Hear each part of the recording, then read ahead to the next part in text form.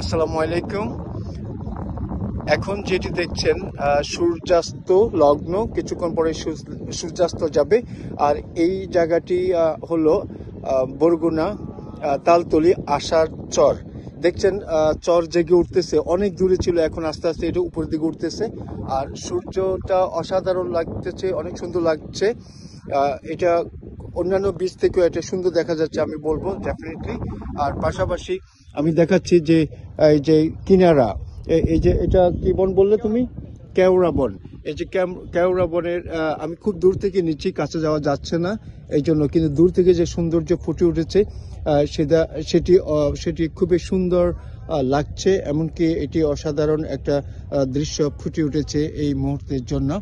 আসলে সৌন্দর্য বর্ণনা করার কোনো আমি ওয়ার্ড খুঁজে পাচ্ছি না।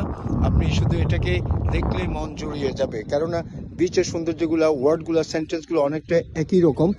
তারপর কিছু কিছু ডিফারেন্স আছে, যেমন এখানে দেখেন এই যে বাংলা ছবি আজ থেকে 40 ইয়ার্স 50 ইয়ার্স ব্যাক আপনারা যে ছবি দেখতেন, সেই ছবিতে এই ধরনের দৃশ্য মূলত আপনারা দেখতেন, সেই নৌকা মাঝি মাছ ধরার দৃশ্যগুলো। এখন এটা সেখানে আমি আপনাদের জন্য তুলে ধরেছি।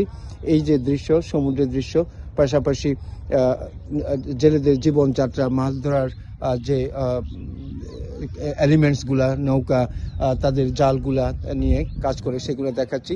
আর এই যে সমতল ভূমি দেখছেন, উঁচু নিচু, হাই অ্যান্ড লো ল্যান্ড, এগুলা কখনো পানি এসে ভরে যায়, আবার পানি নেমে যায়। সেটা একটা অসাধারণ দৃশ্য, কিন্তু এটা যারা পার্মানেন্টলি এখানে থাকেন তারা দেখতে পাবেন। যাই হোক, পরিশেষে শুধু আবারও একই application and supplication to the authority, respected authority, to develop this area, to establish something for the tourist. And সারা বাংলাদেশে আমরা যেন জানিয়ে দিতে পারি যে আমাদের বাংলাদেশে বরগুনাতে এত সুন্দর কিছু আছে, অনেকে আমরা জানি না। এই জন্য আমাদের কর্তৃপক্ষের দায়িত্ব এবং কর্তব্য হলো আমরা জানিয়ে দেওয়া, ওনাদেরকে এখানে আসার সুব্যবস্থা করে দেওয়া। আর একজন টুরিস্টের যা যা জিনিসগুলো লাগে দরকার, এগুলা অ্যাটলিস্ট মিনিমাম আমরা এগুলা ফুলফিল করা।